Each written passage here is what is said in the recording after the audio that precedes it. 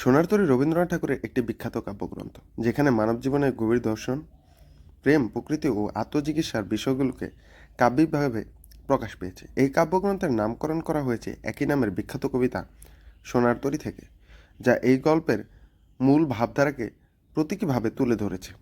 এই কাব্যগ্রন্থের অন্যতম প্রধান বিষয় হল জীবনের অপূর্ণতা, অনির্ণতা।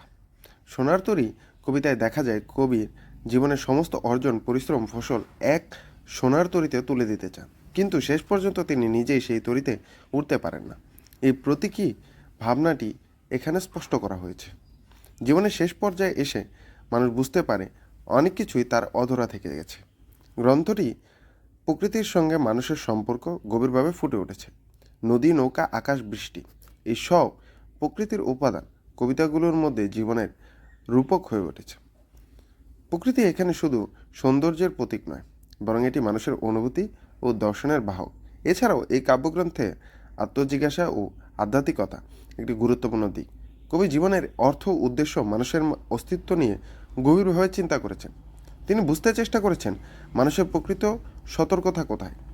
এই অনুসন্ধান কবিতাগুলোকে দার্শনিক গভীরতা দিয়েছে। প্রেম ও এই কাব্যগ্রন্থের একটি গুরুত্বপূর্ণ উপাদান। এখানে প্রেম কখনো ব্যক্তিগত, কখনো সার্বজনীন। প্রেমের মাধ্যমে কবি মানুষের অন্তরের অনুভূতি, আকাঙ্ক্ষা ও বেদনা প্রকাশ করেছেন। প্রেমের মধ্যে যেমন আনন্দ আছে, তেমনি বিচ্ছেদ ও ব্যর্থতার অনুভূতিও আছে। সোনার তরী এর কবিতাগুলো ভাষা অন্তরে সুরালো ও কাব্যিক।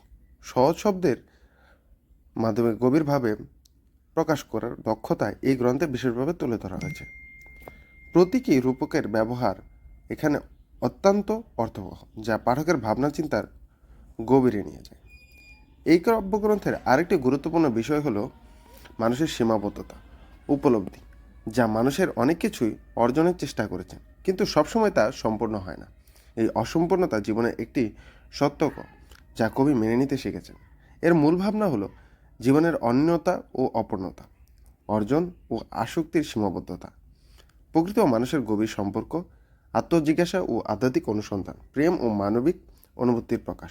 সংক্ষেপে বলা যায় যে সোনার তরী একটি দার্শনিক ও প্রতীকী ধর্মীয় কাব্যগ্রন্থ, যেখানে রবীন্দ্রনাথ ঠাকুরের মানুষের জীবনের আশা, ব্যর্থতা, উপলব্ধির গভীর সত্যকে কাব্যিকভাবে প্রকাশ করেছেন। এটি পাঠকের জীবনে অর্থ নিয়ে ভাবতে শেখায়, উপলব্ধি করায়। সব অর্জনের শেষে এটি ক্ষণস্থায়ী। ধন্যবাদ।